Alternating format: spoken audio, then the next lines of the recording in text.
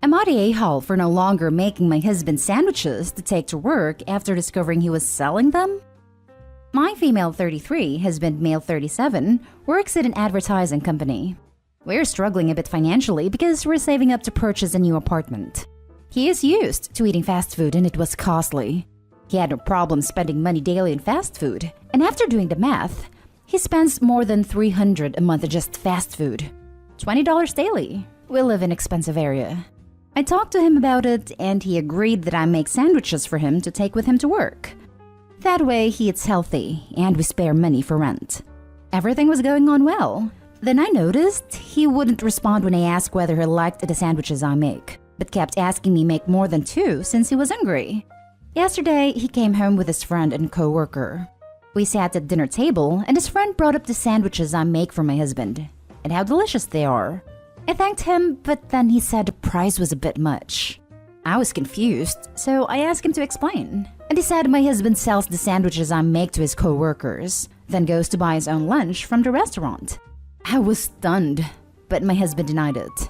I began arguing with him after his friend left. He said there was nothing wrong with it. I told him I will no longer be making him sandwiches if he's selling them to buy fast food. He defended himself, calling this an overreaction, since he's not spending money in fast food, and said I was being unfair to start an argument over this. I just walked into the bedroom and stayed there. Then he said I owe him an apology for God knows what, and he didn't think it was acceptable for me to lash out and say I won't make him sandwiches anymore. Now for the top comments. Not a-hole. He was profiting off your kindness and labor. He kept that he was selling them a secret because he knew it was wrong. And by setting the price as he did, guest commented it was high. He's also besmirching her name because he's making it clear she's the sandwich maker. Not the a-hole, but maybe consider opening a sandwich delivery service? Sounds like they're hot ticket items. Not the a-hole. Your husband is ridiculous. On another note, what kind of sandwiches are you making that is able to sell them for a high price? Can I have the recipe? Right? I'm struggling to think of a sandwich filling that simultaneously fits into we're struggling a bit financially and being good enough for people to buy them on a daily basis. Like if a coworker tried to sell me an ordinary tuna fish sandwich on Wonder Bread, I would laugh in their face. Also, if they cost more than fast food/restaurant food and people are still buying them daily, they must be way better than said food. So this dumbass is basically scamming both of them. The guy is a mad genius in the non-relationship category. Gets sandwiches made for him, sells them to some other suckers, uses the money to buy food he actually wants. Not scoring any points with a wife, who is clearly not the a-hole here, but I'll give him a solid A for creativity. Next story is titled, Am I the a-hole for not letting my boyfriend drive my dad's Ferrari? My dad is wealthy. Not like mega rich billionaire wealthy, but pretty damn wealthy. My dad owns this Ferrari V12 supercar that he loves. He takes it out to drive a few times a month when he can, and usually likes to take it to a local track. He's very protective of that car and doesn't want anyone driving it. He let me drive it once at his track, and I had like a race car driver instructor with me. But honestly, I am sort of afraid of it. It's really powerful and just more car than I can handle. Anyways, I'm dating this dude and he saw my dad's car when he was over and he asked me if he could drive it. I told him he would have to ask my dad because it's his, not mine. But I don't think he would let him because my dad doesn't really want anyone driving it. Anyways, he left it alone. He brought it up to my dad later, but my dad said no. My dad said he let me drive it once at a track with a race driver in the passenger seat and that he just didn't trust anyone else to drive it. So, my dad went out of town and now my boyfriend is asking me to let him drive the car while my dad is gone. He keeps asking me where the keys are and can he just take it for a spin. And I keep telling him no, and it's making me uncomfortable that he keeps asking. Finally, he got mad at me and called me a witch and said I should be supportive of him, that I should understand he doesn't have a rich family and will probably never have this opportunity again, and that if I loved him, I would do this for him. I don't know. I get that he doesn't really have another opportunity to drive this car, but like it's just a car and my dad would be really pissed if I let him. Am I the a-hole? I believe I might be the a-hole because my boyfriend can't afford a car like this on his own, and I feel bad that I'm denying him the opportunity to drive one, which is something he really wants. I am denying him his dream. OMG, dump him. Anyone who uses "if you loved me" to get their way is an a-hole that should be single and half a step away from being abusive. And after you dump him, ask your dad to let you drive it by his house. Not the a-hole. Lol, I'd be more comfortable riding in the passenger seat with my dad driving it, honestly. That thing scares me. Anyone who tells you, "if you love me, you will do this for me," is a guy you need to immediately kick out of your life. Speaking from experience here. Not the a-hole. Do not let him drive that car. It is not worth violating your dad's trust over some dude. And let me assure you, he is just some dude.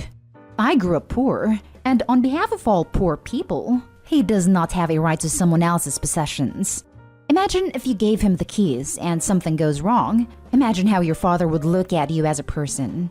Is this clearly selfish dude worth the relationship with your dad? Don't let this idiot gaslight you. Break up with his butt. He keeps telling me if I love him, I'll let him drive it. But yeah, I worry. Worry he'll kill himself with it or like trash it, and my dad will be really mad at me. It would also be theft. Which, if your dad found out, or if boyfriend wrecked it, he could be charged. And in some places, you could be charged as an accomplice.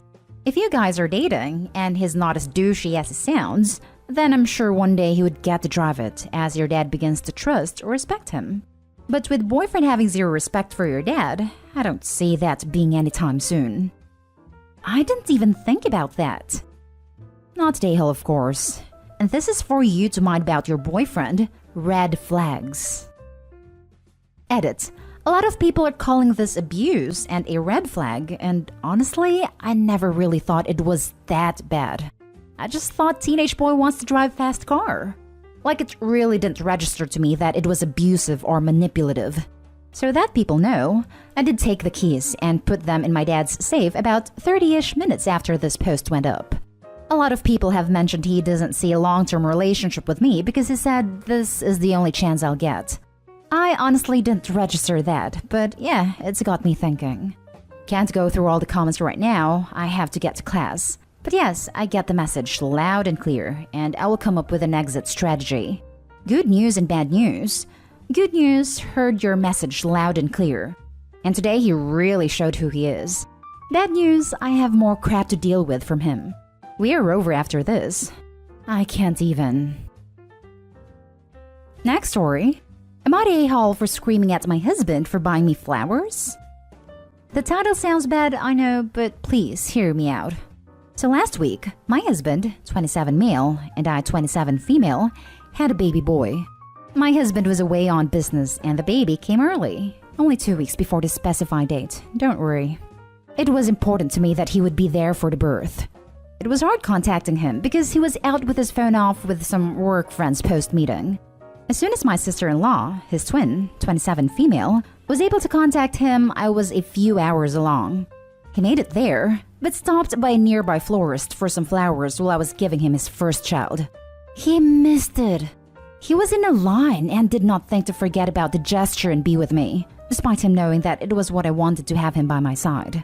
He arrived while I was passing the placenta, but instead of even bringing me the flowers he went to such lengths to give me, he went to see his son while handing the flowers to sister-in-law to give it to me. Apparently, he wanted to wait until the grossness was done to go see me. When he finally came to see me, I gave him an earful. His excuse was that it was a tradition for the birth of a son in his family to get flowers for the lady as thanks. That only made me 10 times as livid. I asked him what was the tradition for daughters. He had no answer. I have tried talking about this, but this past week he has slept on the couch and only talked to me about baby things. I don't know what was wrong with my complaints. From his coldness, I might as well have killed his son as opposed to giving life to his son.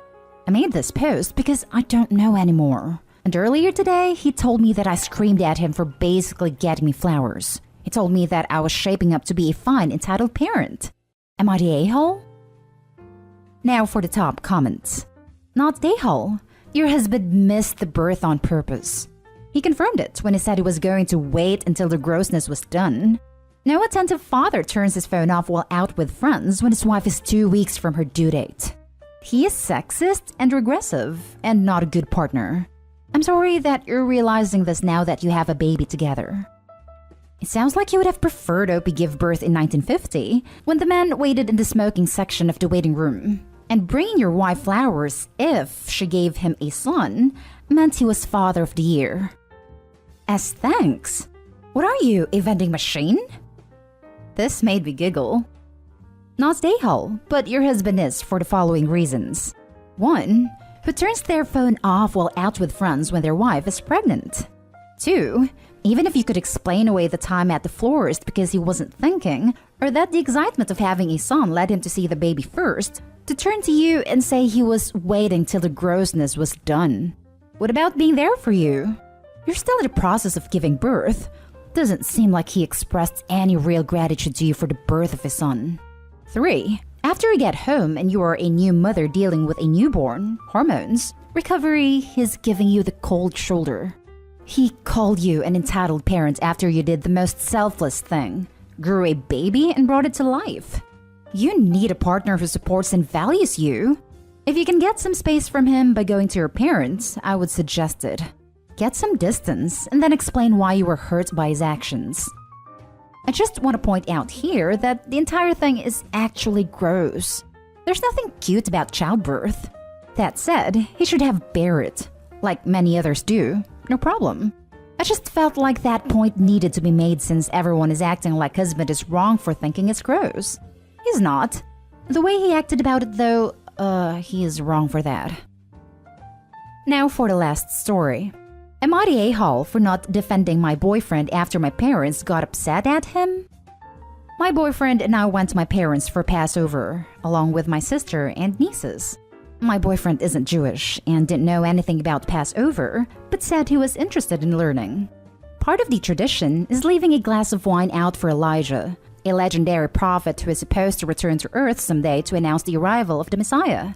You leave the glass of wine out so you have something to give him in case he comes by. We went over the story of Elijah during the Seder. The morning after the Seder, my boyfriend noticed that the wine was still there and asked if someone was going to drink it so the kids would think Elijah came. My mom said no. This isn't like the Easter Bunny or Santa. If Elijah doesn't come, then nothing happens and we'll have to wait until next year. We don't pretend that he came. However, when the kids came downstairs, they saw that the wine glass was empty and that there was some candy there. My boyfriend told the kids that Elijah had come by at night, drank the wine, and left some candy for them. The kids were confused, but fortunately my mom was on it and said my boyfriend was just kidding and that the candy was from him.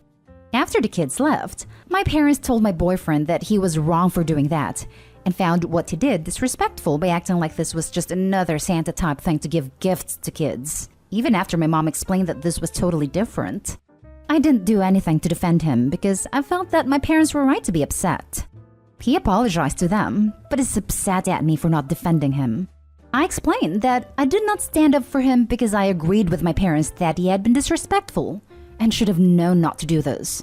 He said that I should have stood up for him because he was just trying to do something fun for the kids, and that he had never been to a Seder before and hadn't really understood why it was inappropriate to pretend that Elijah had come. Not Dayhall. As your parents explained, this is not like leaving out cookies and milk for Santa. He disrespected your beliefs and religion by doing so. Also, I'm curious as what happens to the wine if it isn't drank. Someone could drink it or you could dump it. You just wouldn't lie and pretend that Elijah drank it. Not Dayhall. He was told the right thing to do. Not drink the wine, not pretend like Saint Elijah Claus came. And he intentionally ignored those instructions. It doesn't matter that he wanted to do something fun for kids. It doesn't matter that he doesn't understand why it was inappropriate. What matters is that he was told specifically what to do, and he did the opposite. Yeah, if he'd done it without asking, that wouldn't be great. But at least he'd be more foolish but kind than outright disrespectful. Not Dayhall. Your boyfriend did something he was specifically told not to do, and then is confused as to why people are upset? If he admittedly knows nothing about Passover, was already told not to drink the wine and lie to the kids, Who the hell does he think he is to go ahead and do it anyway? Right? It was very clearly explained to him. This is not a Santa/Easter Bunny/Tooth Fairy type tradition for the enjoyment of children.